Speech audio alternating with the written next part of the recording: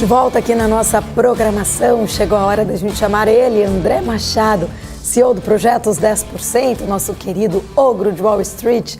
André, obrigada mais uma vez pela sua presença, desculpa a voz aqui hoje, mas vamos lá, seguindo aqui, trazendo você, não podia ficar de fora aqui também dessa entrevista. Bom dia. Bom dia, Paula, bom dia, Isa, muito bom estar aqui com vocês de novo, uma semana aí bem agitada, né, bem bacana e só deixa a gente com o coração mais na boca, né, espera aí do resultado no dia 30, né, mas acho que Deus é brasileiro, a gente vai conseguir aí uma repetição aí do governo anterior por mais 4 anos, lembrando que eu sempre falei que eu nunca fui pró-Bolsonaro, muito pelo contrário, estou sendo chamado de petista, comunista, pissolista, eletricista há 3 anos e meio, mas eu acho que quando a gente olha a grade de cotação, né, monitor de mercado de ontem, tá lá, tá explícito que o mercado, como é que o mercado reagiu. Então, o mercado acaba vocalizando, obviamente, o que é melhor para o mercado, mas quem é liberal, né, sabe que o que é bom para o mercado é bom para o país, né? Não é à toa que a maior potência do mundo, né, que conseguiu sair de uma guerra intestina, né, que é onde morreram mais de 600 mil pessoas, que foi a Guerra de Secessão nos Estados Unidos entre 1861 e 1865, logo na sequência descobriram um petróleo, né, veio aí a Standard Oil com o Rockefeller, depois veio o Carnegie com a indústria do aço, o capitalismo, etc., e se tornou essa potência hegemônica justamente por conta do livre mercado, da proteção à propriedade, né, acreditar no contrato, né. Eu sempre me perguntei, sempre que eu viajava para os Estados Unidos, por que na minha declaração tinha que lá, você está levando bomba? Sim ou não? Você está levando droga? Sim ou não? Pô, aí você pensa, peraí, mas se eu estivesse levando bomba ou droga, né, eu ia botar sim? Mas por quê? Porque se você disser sim, ou se você disser não, a sua palavra vale. E isso é um agravante no processo, porque lá a palavra vale. Você não precisa de cartórios mamando, né, na teta da gente, como mamaram aí durante séculos, né, para onde tudo tem que ser registrado, etc. Então, lá tem suas idiosincrasias, tem seus problemas, mas lá os Estados Unidos é um farol do mundo. Tá? Por isso que eu tenho falado com relação à geopolítica da Ucrânia, né, e da Rússia, que o pessoal, os Estados Unidos que levou a essa guerra. Talvez a OTAN, né, e os Estados Unidos tenham feito tudo errado. Mas justamente agora estamos no momento onde a gente perder a guerra ali significa já perder antecipadamente o Indo-Pacífico para a China. Ninguém quer ter uma hegemonia baseada em ditaduras russa, chinesa, iraniana, Coreia do Norte. Ninguém quer viver num cenário desse.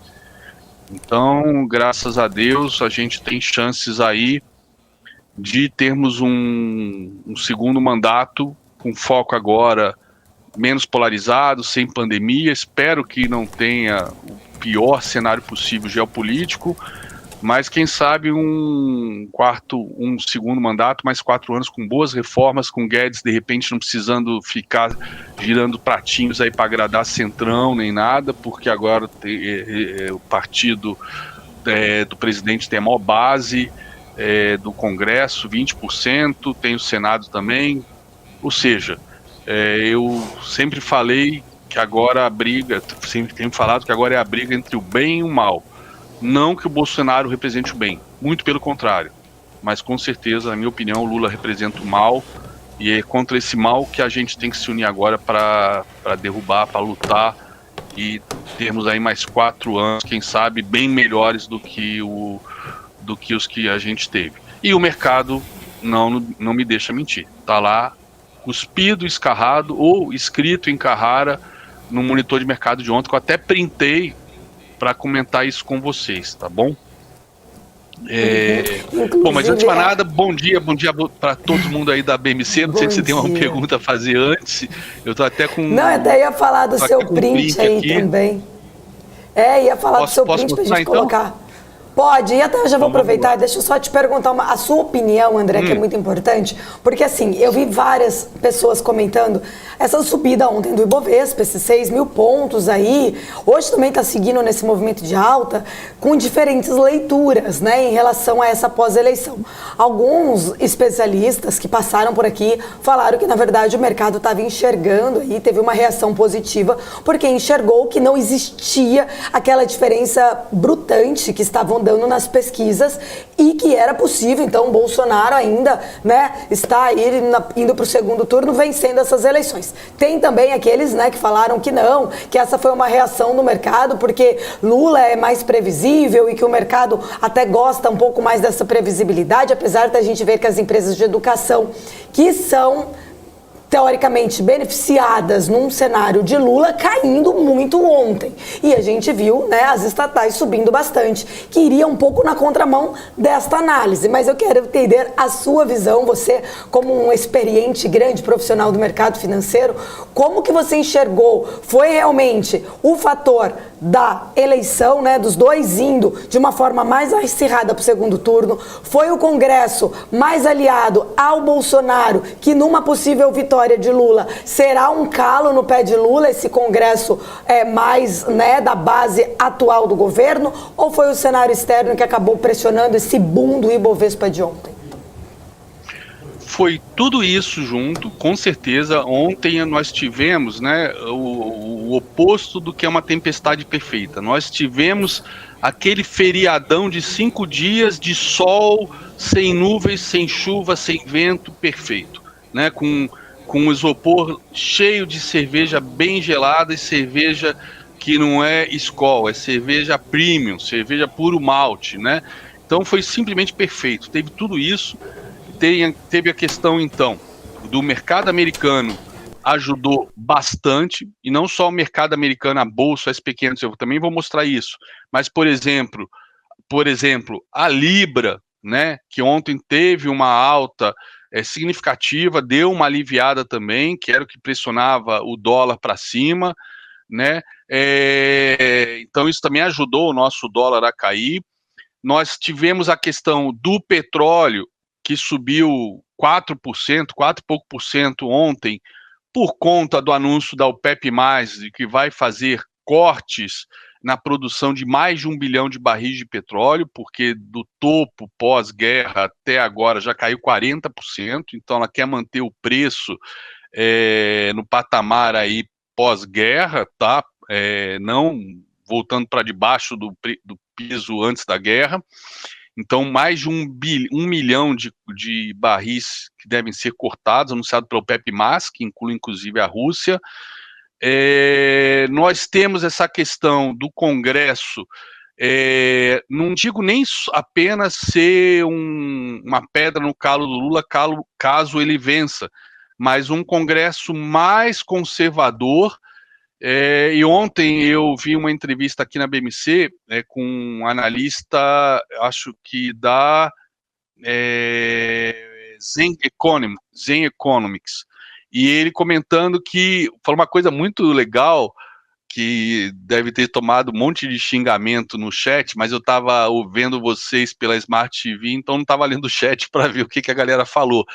Que ele disse que o Bolsonaro é uma esquerda verde-oliva, porque ele tá fazendo populismo, ele é protecionista, e isso é uma coisa que me levou a criticá-lo já lá em 2019. Em 2019, quando voltei da Argentina, eu estava bastante preocupado, porque eu vi os primeiros 6 meses do governo dele, eu vi ele extremamente lento, devagar, com relação às reformas, e ele estava já roendo a corda, né, e já atropelando Paulo Guedes. Ele estava entregando os anéis, antes mesmo de ter alguma proposta no Congresso, ele estava falando de ceder para algumas categorias, principalmente as que apoiaram ele, ceder na reforma da Previdência. Então, lá no meio do ano, quando eu voltei da Argentina, fiquei 1 mês esquiando com a família, E aproveitando que estava lá, eu perguntava para todo mundo, né, em quem eles iam votar, de todos os níveis sociais, né?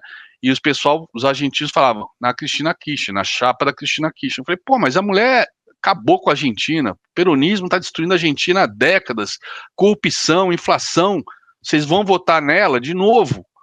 E aí a gente estava vindo, né, de 4 anos de governo Macri, que foi o tal do gradualismo econômico, né, nas reformas extremamente lentas para não machucar, só que aí não fez porra nenhuma, e eu vi que o Bolsonaro estava indo por essa linha, né, pelo jeito, nos primeiros 6 meses.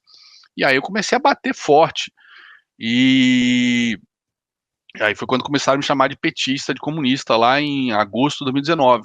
Porque eu falava, tem que fazer a reforma logo, tem que botar para sangrar, tem que machucar, porque depois, né, como foi quando o Paul Volcker subiu os juros drasticamente lá nos Estados Unidos para derrubar aquela inflação dos anos 70, e a gente teve a melhor década, depois de 2 anos aí ruins, tivemos a maior década em termos de crescimento econômico nos Estados Unidos durante o governo Reagan. Então, em plena Guerra Fria, com gastos estratosféricos em defesa, guerra nas estrelas, etc. Então, falei, porra, tem que passar essas reformas logo no primeiro ano, que tem apoio, tem tudo. Não aconteceu nada. A reforma foi aprovada em novembro e eu achei um lixo. Tipo, a reforma da Previdência foi, olha, as casas novas vão ser assim, mas a casa velha continua como está. A gente bota lá umas panelas no chão para as goteiras no telhado, mas não vamos reformar o telhado. Foi isso que eu enxerguei, né? E aí veio pandemia, etc, etc. E aí o que aconteceu? Eu perguntava para todo mundo lá por que iam votar na Cristina Kirchner, e eles falavam, porque antes pelo menos eu pagava aluguel, eu pagava calefação, né? Eu estava no meio do inverno, eu pagava calefação e eu pagava comida. Hoje eu não consigo pagar isso. Então, roubar, todos roubam. Eu vou votar nela porque eu quero isso de volta. Então, durante os últimos meses, eu pensei, com a alta da inflação, com tudo mais que está acontecendo, Lula vai voltar também, igualzinho como eu falei em 2019. Mas aí, aí foi uma jogada muito forte nesse ponto, o Centrão ajudou bastante. Também é claro, né, todo mundo ia passar por eleição agora, não só o presidente, a jogada de reduzir o ICMS, então o pessoal do Congresso peitou o governador, peitou as suas bases, conseguiram derrubar o ICMS, né, combustível, que mal ou bem, aquilo o cara sente na hora que para abastecer o carro, mas também sente na hora que paga conta do mercado, afinal de contas nada chega no supermercado de skate, chega de caminhão, né? Enfim, tivemos a sorte, né, também, isso independe do presidente, do petróleo voltar para o patamar pré-guerra, não é à toa que a OPEP quer cortar mais de 1 milhão de barris por dia, então isso jogou o preço lá embaixo, tivemos 3 meses de deflação, então isso deu uma aliviada boa agora para o primeiro turno, e o presidente conseguiu conseguiu reverter aquele cenário, tipo que eu vi na Argentina em julho, agosto de 2019, que levou a Cristina Kirchner a ganhar.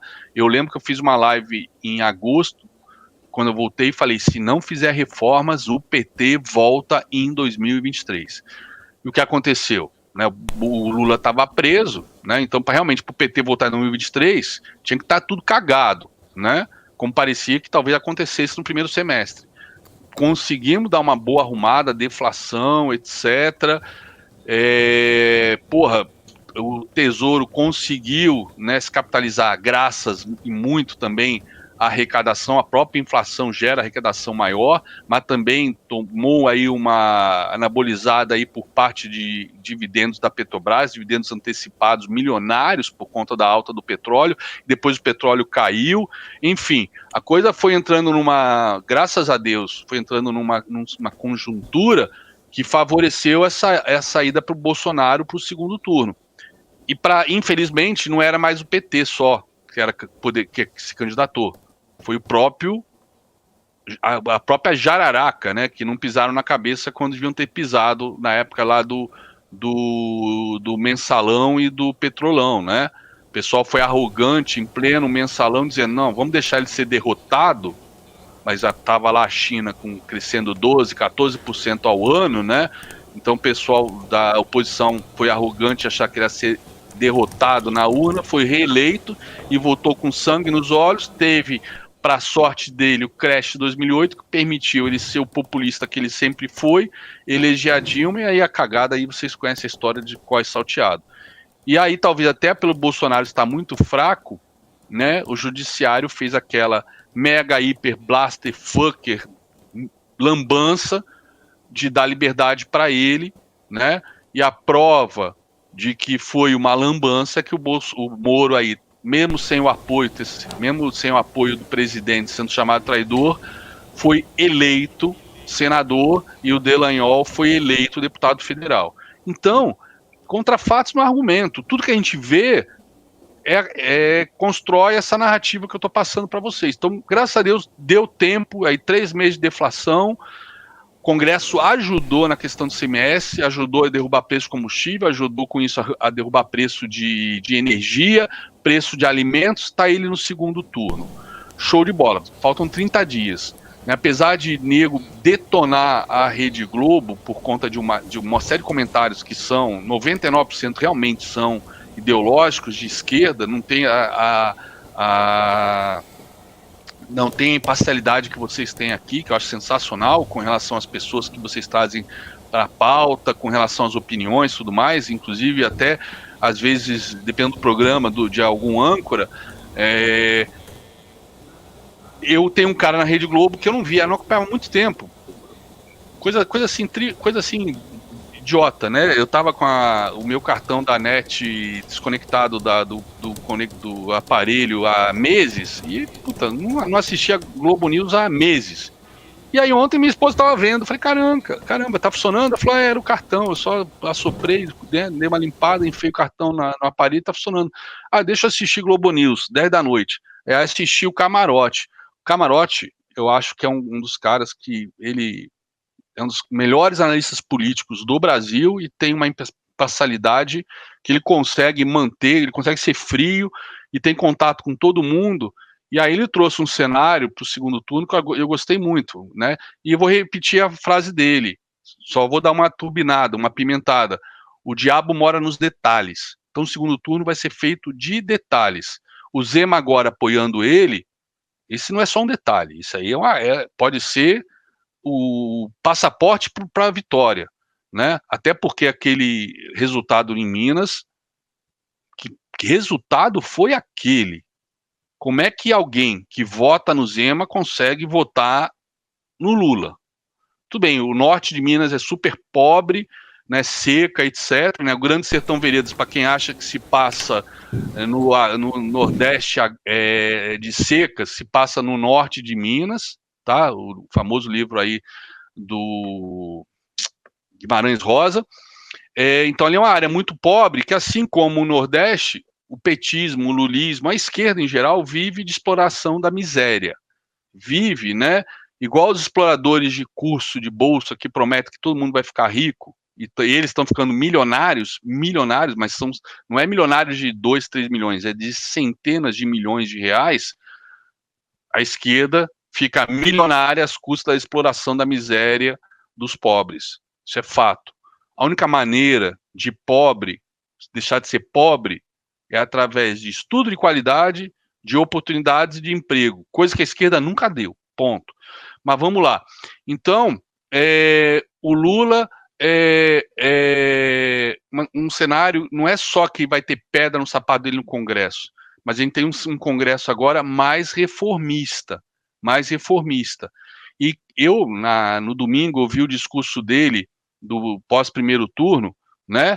Mas eu estava naquela ainda euforia, meio assim, estava na hora, meio ainda assustado, né? Porque o Bolsonaro estava com muito mais votos e acabou caindo lá para 43 e pouco, e Lula para os 48 e pouco. Falei, caralho, foi na trave. Mas passamos para o segundo turno. E aí, eu reassisti o discurso dele ontem, foi o discurso mais derrotista que eu já vi o Lula fazendo. Inclusive, isso saiu no Financial Times. Foi vitória com gosto de derrota. O que o Financial Times escreveu ontem sobre a vitória do Lula no primeiro turno, apesar de não ter ganho a presidência, mas em termos de votos, né, ele saiu como primeiro lugar. Mas essa diferencial de pontos que o Bolsonaro tem está nos detalhes agora. E os debates, e uma coisa que, pô, eu tô bem satisfeito, é o Bolsonaro tá bem tranquilo, a maneira como ele se posicionou pós primeiro turno, ele evitou falar de fraude, e eu acho que pela primeira vez na vida, eu mesmo tô começando a acreditar nessa possibilidade, porque o meu Lé com Cré não tá batendo direito, essa questão de Minas Gerais, tá muito surreal isso, muito surreal, tá? Mas vamos ver agora os debates. Cara, o Bolsonaro foi muito tranquilo, pena que não foi assim durante os meses anteriores, ele foi muito tranquilo, e ele fez aquela análise correta, né? Pô, o pessoal que perdeu emprego, que perdeu renda por causa da pandemia, da inflação, eu sei, é normal não querer mudança. Mas, pô, conseguimos aí 3 meses de deflação, ICMS, ou seja, ele foi didático, que ele seja assim os próximos 4 semanas, né, e que no debate ele mostre, né, toda a podridão que foi o governo Lula, e que ele seja didático para explicar, e nesse ponto ele sabe falar com o povo, mas ele usou o estilo até parecido comigo, né, ogro, de sair chutando o pau da barraca esses anos todos, né, mas ele sabe falar, sabe, se ele quiser, ele sabe falar. Afinal de contas, o cara fez a Academia Militar das Agulhas Negras, né? Uma anta. Tudo bem, não é primeiro lugar do IME igual o Tarcísio, mas não é uma anta, né? Ele tem mais do que 2 neurônios. Então ele consegue articular bem se ele quiser. Se ele explicar que aquilo que o Lula está prometendo foi porque a China cresceu 12, 14% ao ano, boom de commodities, se ele conseguir traduzir isso numa linguagem que o povo entenda, e que o que o Lula está prometendo não vai cumprir, pois isso é um dos detalhes que ajuda. Mas os senadores, os governadores, né, o palanque do Tarcísio, tudo isso vai ajudar. Uma das coisas que o mercado também comemorou ontem é que se o Lula ganhar, não é questão que o Congresso vai ser uma pedra no sapato, mas o Congresso não vai deixar ele fazer o que ele quiser, né, de loucura. E ele já está sinalizando isso desde domingo. Domingo ele já falou: não, vamos compor, vamos mostrar nosso programa, né, com os nossos, vamos buscar alianças para mostrar o nosso programa para a população. Cara, ele estava numa arrogância, quem não lembra, 2, 3 semanas atrás, perguntava: quem vai ser ministro da Economia? Como é que vai ser a economia? Primeiro a gente ganha, companheiro. Primeiro a gente ganha, companheiro. Depois a gente vê quem vai ser ministro da Economia. Pô, desculpa, vai, né? Para não falar alto. Pô, depois a gente vê quem vai ser ministro da Economia, o cacete. Depois a gente vê qual é o plano de governo, o cacete. Depois a gente vê como é que vai ser, né? Como é que vai ser a gestão do país, o cacete. Se deu mal, vai ter que agora dizer qual é o plano de economia. Claro que se ele ganhar, ele pode dar um puto estelionato eleitoral, como fez a Dilma, que disse que para ganhar, né, pode fazer qualquer coisa, né? Eu não lembro qual era a frase infame dela, faz o diabo para ganhar. O Lula também pode fazer o diabo para ganhar. Mas, né, enfim, ele vai ter que prometer uma série de coisas. Por exemplo, Ciro já disse que não vai dar apoio de jeito nenhum. Ele não deu na outra vez para Haddad, vai dar para o Lula agora? Depois de tudo que ele falou? Acho que não vai dar. Mas estão lá, forçando a barra do com o PDT para o PDT apoiar, e aí nesse caso vai ter que se comprometer. O PDT está exigindo 3 pernas lá do programa lá do Ciro, uma delas é renda mínima de R$1.000. E a parte fiscal, como é que fica? Se realmente o Lula se comprometer com isso, né, para ter o PDT. Aí é risco fiscal, etc. Se a gente olhar o gráfico do CDS, ontem o CDS Brasil caiu 6,30, né? Não foi pouca coisa, né? Ele perdeu os 300 pontos, né? E hoje estava caindo mais forte até. Então, quando a gente olha números, né, o mercado, a grade de cotação de ontem, né, o monitor de mercado de ontem, o CDS, mas tem que ver algumas coisas. Também não pode olhar que foi tudo, foi um final de semana de verão perfeito ontem. Mas não necessariamente, a gente tem que olhar nos detalhes. Mas é tudo isso que você falou, Paula. É o Congresso conservador, reformista, e essa questão que o Lula agora vai ter que apresentar o seu programa, isso pode dar um alívio para o mercado, mas não necessariamente vai fazer ele ganhar. E a gente viu, véspera da eleição, o Meirelles. A bolsa caiu 1,5% lá fora, que subiu 2,5%, 4% de divergência, porra. Isso é raríssimo. Mas por quê? Porque rolou relatos de que o Meirelles ia ser, sim, o ministro da Economia, né? E uma semana antes, a Bolsa tinha subido 2,5%, também descolado do mercado americano, porque o Meirelles deu o seu apoio, apareceu em imagens, né, em campanha com Lula, e aí o mercado entendeu que ele seria uma alternativa como ministro da Economia, como foi presidente do Banco Central no primeiro mandato do Lula. Então, as coisas o mercado está vendo que se o Lula vencer, puta, leite derramado, mas pelo menos ainda tem leite na garrafa. A garrafa não caiu no chão, estilhaçou e quebrou e acabou o leite. Não. Tem leite derramado, mas tem uma garrafa ainda com restinho de leite. Mas existe uma grande chance da gente levar a garrafa de leite inteira aí para 2023, que seria o Bolsonaro ganhando. E outra coisa, Bolsonaro ganhando, ele não se reelege. Ele não se reelege mais. Não precisa ceder tanto para o Centrão. E agora ele está com uma base forte, como ele estava em 2019, que ele foi perdendo aos poucos. E, na verdade, ele desidratou quando começou a tretar lá já com alguns ministros por conta de proteger os filhos dele, rachadinha, aquele papo todo, né? Então começou a ter que comer na mão do Congresso, porque o Congresso quer em troca, para proteger a família, para, né? Quer coisa em troca, para aprovar a reforma da Previdência, quer coisa em troca. E ele foi dando. Esse ano não tem muito que, ano que vem não teria muito que dar, né? Porque não é candidato à reeleição, né? Enfim, acho que eu cobri tudo, né? O tempestade perfeita, por exemplo, uma coisa que tempestade perfeita não, final de semana de sol perfeito.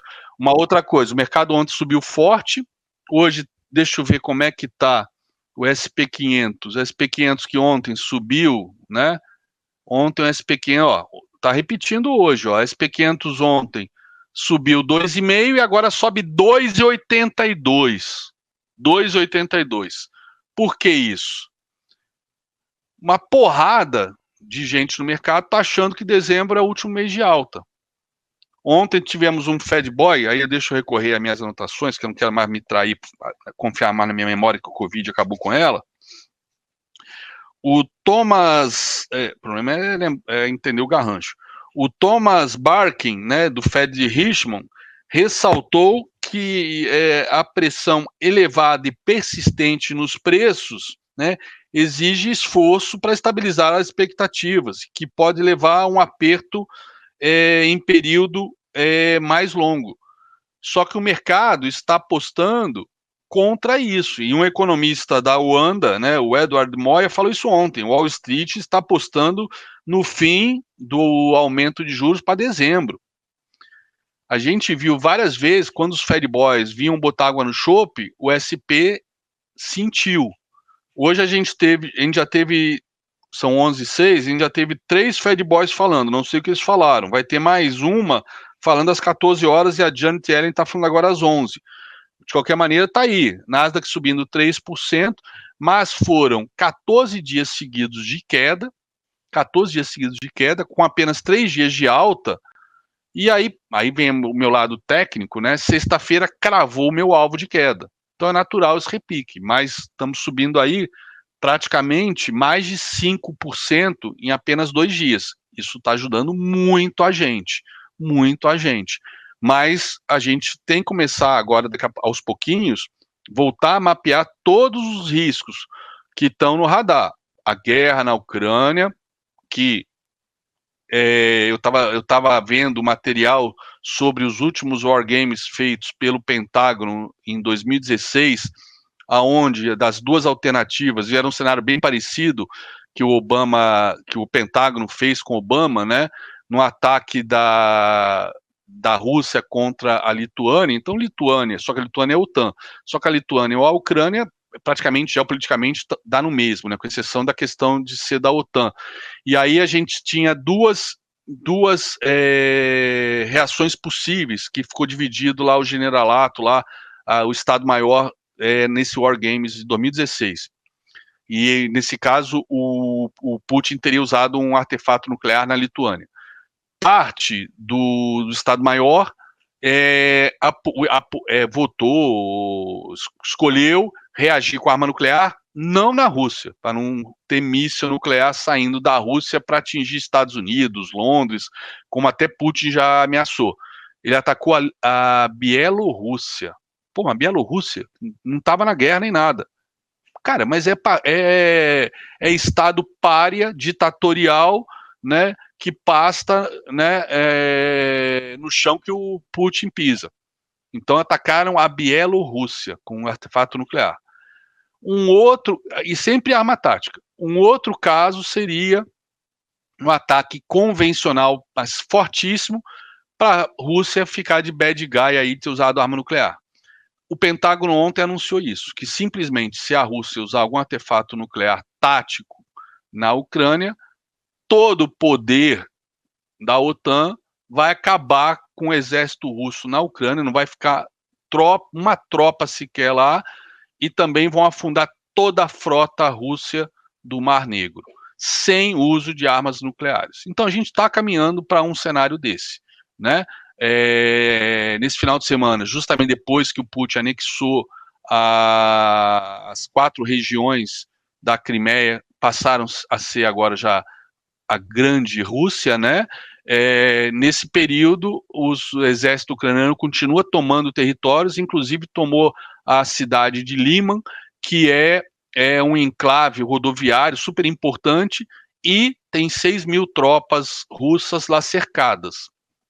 Então, Putin continua numa sinuca de bico e o cão louco continua sendo acuado. Então, isso é um risco que a gente não pode esquecer no meio desse segundo turno, né? Outra coisa, Credit Suisse.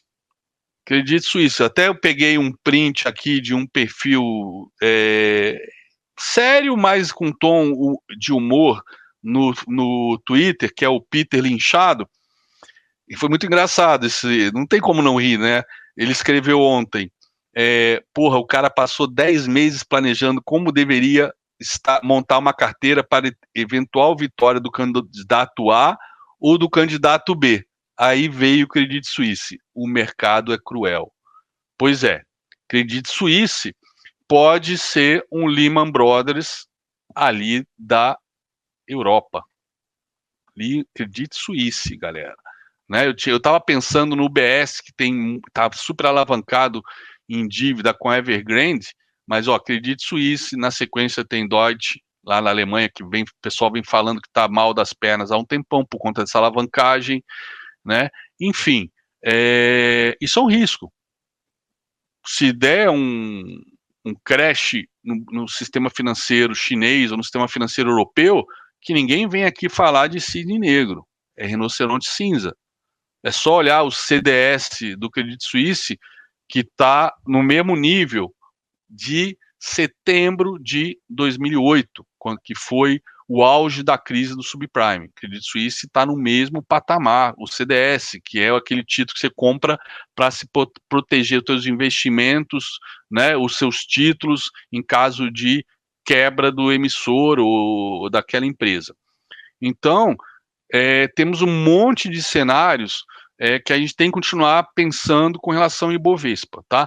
E aí, para não tomar mais tempo, se eu tiver tempo, não tiver, você fala, Paula. Vou mostrar aqui aquela tela lá da grade de cotação de ontem, né? Não é de hoje, de ontem, que eu acho que ela vale a pena uma análise rapidinha, detalhada. Tá aqui, ó. Quando a gente vê a Petrobras, isso aqui, ó, já com o mercado, eu peguei peguei o velho, mas na verdade não mudou muito. Não mudou muito para o que eu tirei depois das 17h20, que já tinha acabado os leilões. Não mudou quase nada, tá? Dá para a gente se orientar aqui. Se não me engano, a Petrobras foi 7 e pouco, caiu um pouquinho no leilão. Mas vamos lá. O que eu queria mostrar aqui é o seguinte. Vamos lá. Ontem o petróleo subiu forte. O pessoal falando, a Petrobras subiu. As analistas até falaram, por causa do petróleo, mas porque a grande chance de vitória do Bolsonaro com relação ao Lula, e aí não tem intervenção, não tem aquele fantasma de petrolão, blá, blá, blá. Vamos lá. Sim e não. O petróleo subiu bem ontem, Brent subiu mais de 4%, mas, Chevron ontem subiu 5,6%. ExxonMobil subiu 5,28%. Conoco subiu 7,46%. Então, né? Vamos ver pelo lado de que Petro é uma estatal, então não tem intervenção, não vai ser aparelhada pelo PT. Beleza. Petri subindo 8, mas está alinhada com a alta do petróleo e com outras petrolíferas ao redor do mundo. Vamos ver, então, BBAS, que não tem a ver com petróleo, 7,53, que sempre foi usada aí para fazer política social pelos governos petistas, para fazer pedalada. 7,53 BBAS. Peraí, Itaú 6,12. BBDC 6,70. Cadê o Santander aqui? Sambi 5,14. Não está tão discrepante assim, tá? Quando você olha, por exemplo, varejo, né? Varejo, sempre que aparecia que o Lula ia ganhar, varejo dava porrada, né? Realmente, varejo aqui deu porrada, ó. Magalu 9,38, loja Rennes 8, mas o que está mostrando aqui, né? Os dois vão dar auxílio Brasil de R$ 600, já se comprometeram. Então isso ajuda o varejo, é óbvio. Mas o que mais ajuda isso aqui é a vitória do Bolsonaro envolvendo menos risco fiscal, com a possibilidade de a gente, então, com isso, ter cortes de juros já no segundo semestre. Não necessariamente é porque o Lula vai ganhar, porque às vezes que o pessoal achava que o Lula ia ganhar, isso aqui subia 14%, Magazine Luiza. E a prova que o mercado não está acreditando claro, existe a possibilidade, mas não é isso que o mercado está vendo, né? Que o Lula pode ganhar e está mais sob controle, né? Porque o Congresso é reformista. A prova dos 9 que de repente essa balança está bem equilibrada são justamente essas duas crianças aqui, Conga e Dux. As únicas vermelhinhas, né? Petistinhas aqui no meio desse mar verde. Verde oliva, verde bandeira brasileira. É o quê? Não vai ter fiéis, galera. O pessoal está postando que não vai ter fiéis. Que era uma coisa que o Lula anunciou. Então, isso aqui talvez o mercado realmente esteja diminuindo bem as apostas na vitória do Lula. Mas ela ainda existe. Infelizmente, ainda é um fato que a gente tem que levar em consideração e se preparar para esse cenário. Talvez não seja tão horroroso, né, como parecia ser até uma semana atrás. Olhando o gráfico, por exemplo, do Ibov, os gringos fizeram um trabalho brilhante aqui, gringos e os investidores. Por quê? Assim como aqui teve divergência de alta enquanto o SP subia, né, mas aqui estava caindo, e depois a gente recuperou um mês de atraso e fomos buscar os mesmos 20% que o SP deu até aqui, o SP, quando bateu aqui no alvo dele, armou pivô de baixo e já veio buscar o fundo e a gente ficou andando de lado. Brasil descolou, Brasil descolou. O Brasil não tinha descolado. Isso aqui deixou todos os sinais, assim como aqui a gente, vamos usar o termo que o pessoal gosta, aqui a gente descolou, porque a gente continuou caindo enquanto o SP armou pivô de alta. Aqui, na verdade, foi uma acumulação, né? Que coisa que na nossa bolsa, que não tem a mesma liquidez, uma liquidez absurda, mas não tem a mesma liquidez do mercado americano, né? É muito mais fácil quando você tem 3, 4 ações representando aí 1/3 do peso da bolsa, como Petrobras, Vale e os bancões. Aqui a gente teve uma baita divergência de alta, tá? Que foi confirmada e veio embora.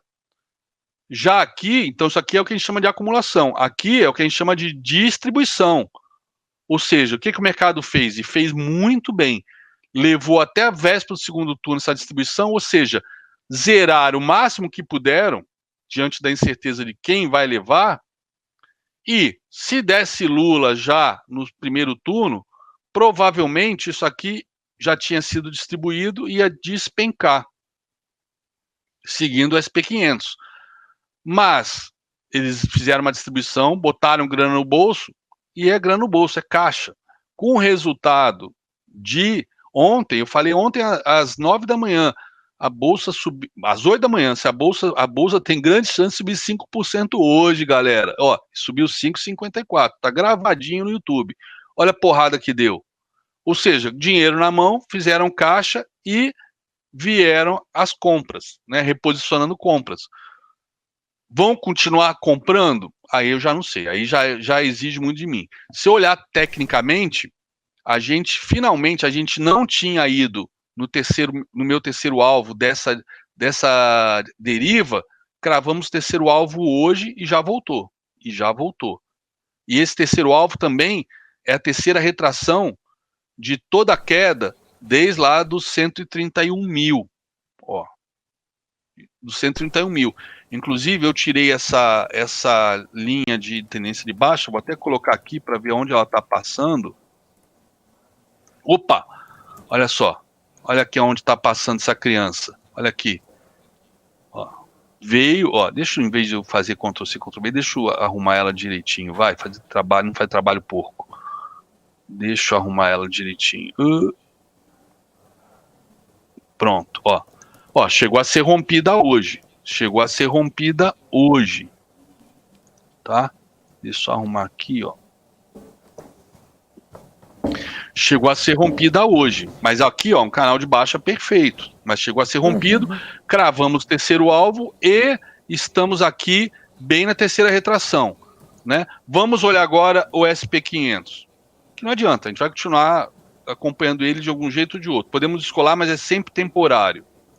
Eu não sei se você lembra que eu tinha feito o estudo de projeção do SP500, vou refazer aqui, depois eu apago, que o alvo do SP500 era esse aqui, ó. Olha só, terceiro alvo também. Cravou o terceiro alvo junto com a média 200, que é a mãe de todas as médias, que é a minha tendência primária de baixa, bateu lá e voltou, e fez pivô de baixa e derreteu, e veio buscar até o fundo, enquanto a gente ficou aqui andando de lado, distribuindo. Mas aqui fez pivô de alta e a gente continuava caindo. Então aqui eu posso apagar, e aí, olha só, a gente veio cravar sexta-feira com precisão cirúrgica o segundo alvo, que é normalmente o alvo que a gente crava, para depois passar para uma correção e, se for o caso, ir buscar o terceiro alvo. O terceiro alvo está aqui ainda, e estamos passando por 2 dias de correção. Mas qual é a tendência? Tendência de baixa primária, tendência de baixa secundária, tendência de baixa terciária. Não mudou nada. Apesar do Wall Street não estar precificando aperto maior por tempo maior. Só está Wall Street, como diz os Ferry Boys, como disse esse economista, o Edward da Wanda, o Edward Moya ontem, o Wall Street está apostando que acaba tudo em dezembro, os aumentos. Então vamos continuar acompanhando isso, mas, na dúvida, siga o gráfico. O gráfico do Ibov, olha só o gráfico do Ibov. Cravou o terceiro alvo de FIBO e a terceira retração. Mas, queira ou não queira, ele rompeu essa consolidação. Isso abre alvos em 119.430, 122.540 e 127.580. Mas ele tem que passar esses 118 mil. Se não passar esses 118 mil e o SP voltar a cair, ele vai acompanhar, né? Inclusive, por exemplo, quando eu estranhei que aqui ele rompeu o segundo alvo, mas não foi buscar o terceiro, né? Mesmo com o SP caindo, eu falei, escola 2 dias, vai lá, bate, aí depois vai atrás do SP500. Depois eu fui ver isso no mercado futuro, quer ver? Deixa eu botar aqui IndiFoot, gráfico diário. A gente foi bater um terceiro alvo do IndiFoot naquele dia, que a gente rompeu, né, junto com o SP500, e aí caímos, ó.